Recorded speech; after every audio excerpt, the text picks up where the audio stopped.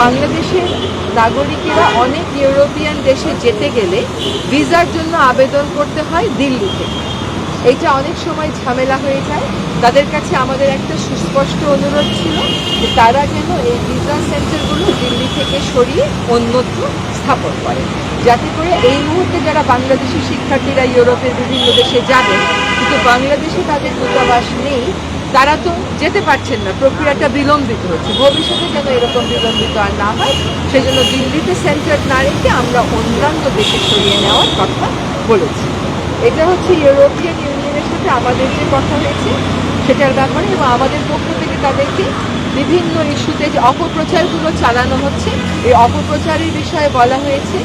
কেন জুলাইয়ের এই বিপ্লব হলো, সেই বিপ্লবের আকাঙ্ক্ষাটা কি, সেই আকাঙ্ক্ষা ধারণ করে জাতীয় ঐক্য গড়ার যে একটা প্রক্রিয়া শুরু হয়েছে বিভিন্ন বিষয়ে, সে বিষয় সম্পর্কে তাদেরকে জানানো হয়েছে।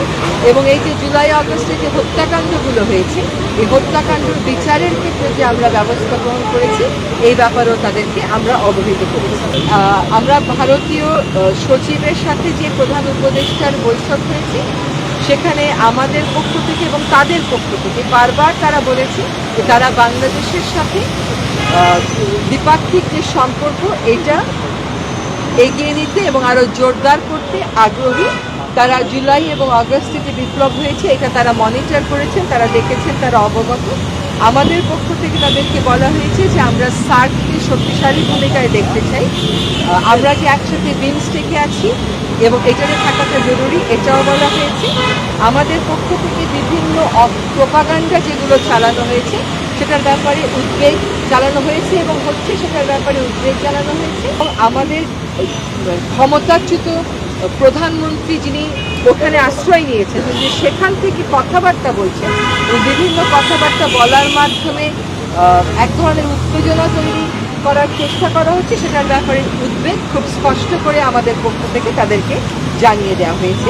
ভারতের পক্ষ থেকে যেটা বলা হয়েছে যে তারা আমাদের সাথে সম্পর্ক জোরদারে আগ্রহী এবং সম্পর্ক এগিয়ে নিতে আগ্রহী, এবং বিভিন্ন অপপ্রচার এই যে বিভিন্ন রকমের কর্মকাণ্ড সেখানে হচ্ছে যেগুলো আমাদের দেশের যে একটা ইমেজ আছে সম্প্রীতির একটা দেশ বলে সেটাকে প্রশ্নবিদ্ধ করছে।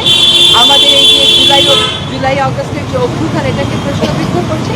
এগুলোর ব্যাপারে তাদের বক্তব্য হচ্ছে এগুলোর ক্ষেত্রে ভারতীয় সরকার কোনোভাবেই দায়ী না এবং সরকার আসলে এগুলো করছেও না, এগুলো অন্য করছে।